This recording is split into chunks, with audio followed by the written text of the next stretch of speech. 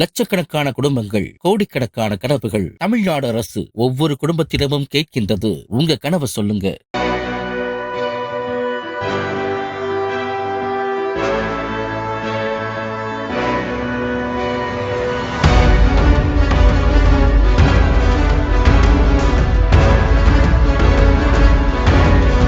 கேரள மாநிலம் கோழிக்கோடு கோவிந்தபுரத்தை சேர்ந்த 41 வயது தீபக் என்பவர் கடந்த 16ஆம் தேதி வெள்ளிக்கிழமை அன்று பேருந்தில் பயணம் செய்துள்ளார். ஷிம்ஜிதா முஸ்தபா என்ற பெண்ணும் அதே பேருந்தில் பயணம் செய்தார். அப்போது தீபக் தன்னை பாலியல் நோக்கத்தோடு உரசுவதாக அந்த பெண் மொபைலில் வீடியோ எடுத்து சமூக வலைதள பக்கத்தில் பதிவிட்டார். இந்த வீடியோ வைரலாக பரவி வந்தது. இதனைத் தொடர்ந்து கடந்த 18ஆம் தேதி ஞாயிற்றுக்கிழமை காலை 7 மணி அளவில் தீபக் அவரது வீட்டில் சடலமாக கண்டெடுக்கப்பட்டார். இது பெரும் அதிர்ச்சியை ஏற்படுத்தியது. தீபக்கின் நெருங்கிய நண்பரான அஸ்கர் அலி இந்த சம்பவம் குறித்து பேசிய போது, நான் தான் அந்த வீடியோ வைரலானது குறித்து தீபக்கிடம் முதலில் தெரிவித்தேன். அப்போது அவர் அதிர்ச்சி அடைந்தார். அவர் அப்படி ஒரு பாலியல் குற்றத்தில் ஈடுபட்டிருந்தால் அவருக்கு அந்த சம்பவம் நினைவில் இருந்திருக்கும். ஆனால் அவர் அப்படி குற்றத்தில் ஈடுபடாததால் அவருக்கு அது குறித்து நினைவில் இல்லை. வீடியோ பரப்பப்பட்ட பிறகு அவர் மிகவும் வருத்தப்பட்டார். அந்த பெண்ணுக்கு எதிராக புகார் அளிக்க ஒரு வழக்கறிஞரை சந்திக்க வேண்டும் என்று சனிக்கிழமை இரவு என்னிடம் சொன்னார். ஆனால் அதற்கு மறுநாளே இப்படி ஆகிவிட்டது என வேதனையோடு தெரிவித்தார்.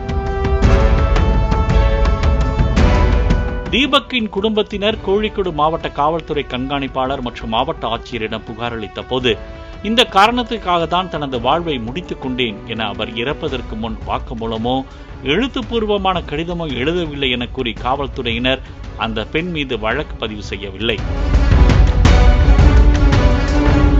இந்த நிலையில் சமூக ஊடகங்களில் தீபக்கிற்கு ஆதரவாகவும் பெண் யூடியூபருக்கு எதிராகவும் கடுமையான கண்டனங்கள் எழுந்த நிலையில் இந்த மரணம் குறித்து விசாரிக்குமாறு கேரள மாநில மனித உரிமை ஆணையம் அதிரடி உத்தரவை பிறப்பித்தது.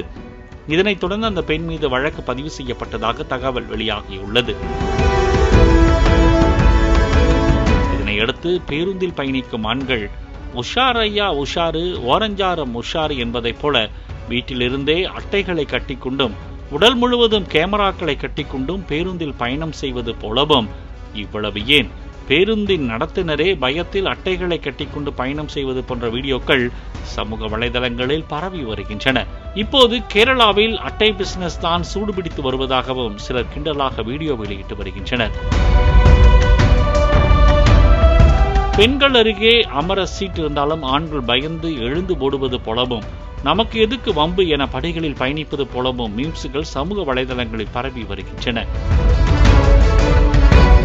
மேலும் பேருந்தில் பயணம் செய்யும் ஆண் ஒருவர் மொபைலில் வீடியோ எடுத்தபடி, என்ன பார்க்கிறீர்கள், நாங்களும் வீடியோ எடுத்து சோசியல் மீடியாவில் போடுவோம் என கிண்டலாக பேசும் வீடியோவை பலரும் பகிர்ந்து வருகின்றனர். லட்சக்கணக்கான குடும்பங்கள், கோடிக்கணக்கான கனவுகள். தமிழ்நாடு அரசு ஒவ்வொரு குடும்பத்திடமும் கேட்கின்றது, உங்க கனவை சொல்லுங்க.